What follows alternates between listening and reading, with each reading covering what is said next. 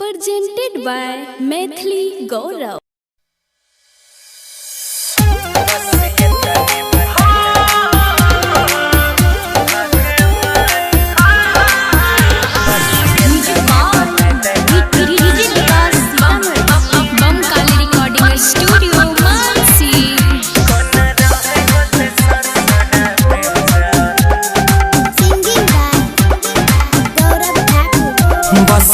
तने बता दे भगवान कोना रहे होते ससुरा में जान।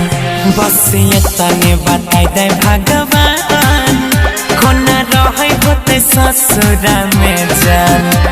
जे एको पल्ली रहे हमारा बिन हो खिसैया घरे ओकर कटते के न दिन होते घुंघटा में कनेक्ट जान। बस ये तने बता दे भगवान कोना रहे होते ससुरा में जान। बस ये तने बता दे भगवान कोना रहे होते ससुरा में जान।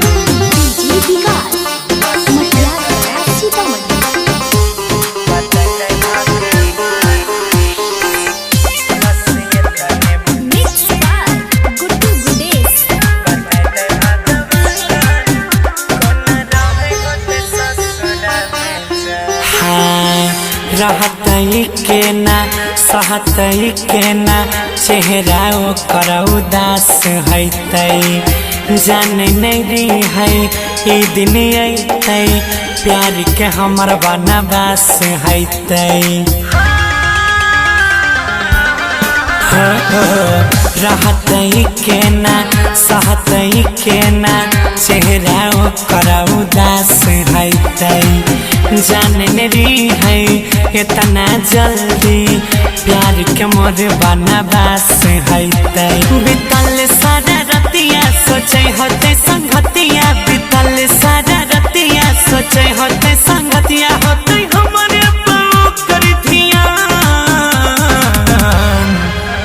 बस ये तने बता दे भगवान कोना रहे होते ससुरा में जान।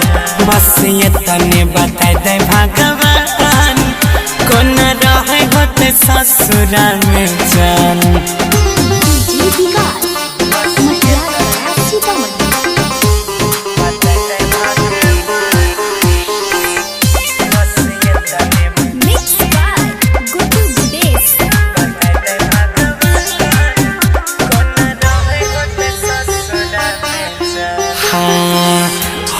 छै सबर ओकर खबर सुनल मन बड़ी तरसै छै।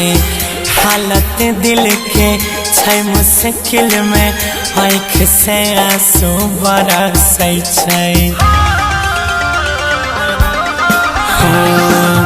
होइ छै ने सबर ओकर खबर सुनल मन तरसै छै। हालत दिल के छै मुश्किल में आँख से आंसू बरसै छै। मल्लिक रख सवा गौरव के संदेशवा गुड्डुआ गुड्ड सवा गौरव के संदेश लागो ओकरा बिना सुनसान। बस ये तने बता दे भगवान कोना रहे होते ससुरा में जान। बस ये तने बता दे भगवान कोना रहे होते ससुरा में जान। Bankali recording studio Mansi.